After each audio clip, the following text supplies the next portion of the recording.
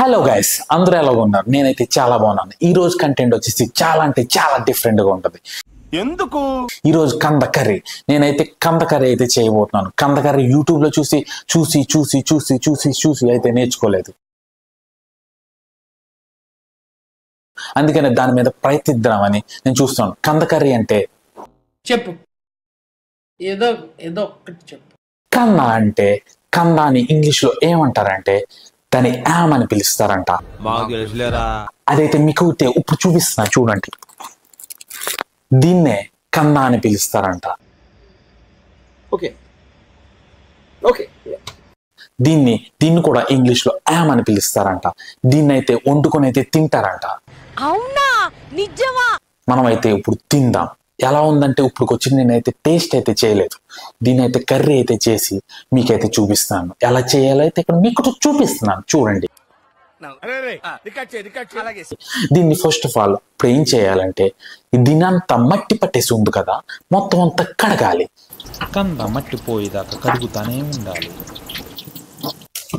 కంద పైన మట్టి అంతా పోయిన తర్వాత దాని తొక్క అయితే నీట్గా తీసుకోవాలి.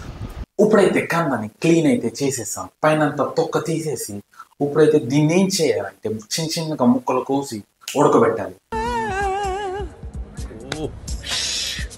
నా కెమెరా మ్యాన్ ఎప్పుడైతే తిందామని నోరు ఊడిపోతుందంట చెప్తున్నాను నాకు. కమా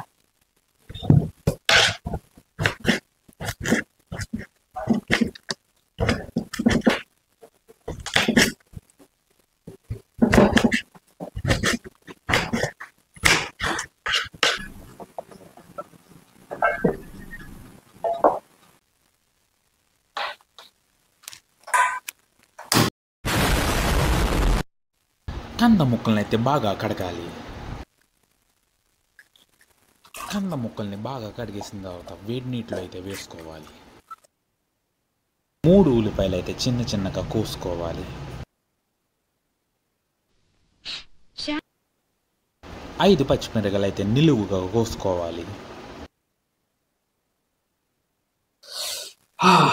కంట్లోంచి అయితే నీళ్ళైతే వచ్చేసినాయి. ఇందాకైతే ఉల్లిపాయలు అయితే కోసాను కదా, దాని గురించి. ఎద్దులో ఉన్న ఏడిస్తే దరిద్రంగా ఉంటది. ఇప్పుడైతే మన వంట అయితే స్టార్ట్ చేద్దాం. Let's go. ఇక మొదలెడదామా? కంద ముక్కలు చాలా బాగా ఉడుకుతున్నాయి.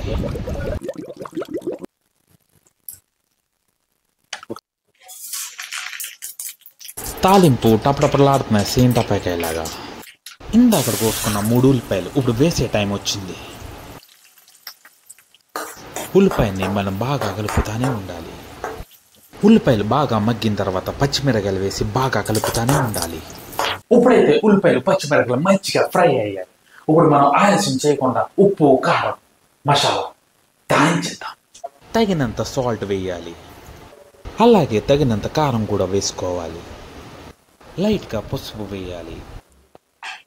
ఇప్పుడు బాగా గరిటతో కలపాలి. ఇప్పుడు 5 రూపాయల మ్యాగీ మసాలా వేయాలి. ఇప్పుడు మనం మిరియాల పౌడర్ అయితే వేయాలి. తగినంత గరం మసాలా వేయాలి. ఇప్పుడైతే మనం చిన్న చిన్న ముక్కలు కోసుకున్న కంద అయితే ఇప్పుడు వేయాలి. ఉడికిపోయిన కంద ముక్కల్ని వేసి బాగా కలుపుతానే ఉండాలి.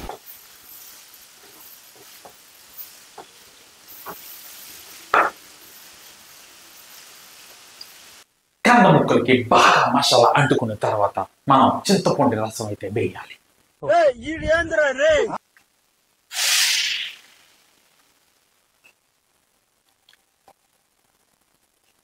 Few minutes later. కంద కర్రీ ఎంత అందంగా ఉందో చూస్తున్నారా కదా మీరు? వావ్ అనిపించేలా ఉంది. సూపర్. కర్రీ అయితే రెడీ అయిపోయింది. ఇంకా ఆలస్యం చేయకుండా టేస్ట్ చేద్దాం. ఫైనల్ అయితే రెడీ అయిపోయింది. ఇప్పుడు మనం వేడివేడిగా చాలా అంటే చాలా కాలుతుంది. వావ్, బిస్మిల్లా బిస్మిల్లా బిస్మిల్లా. ఫస్ట్ ముద్ద చూద్దాం.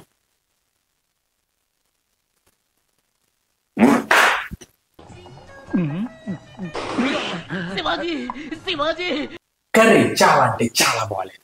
అది ఎందుకంటే అది నేను చేశాను కాబట్టి.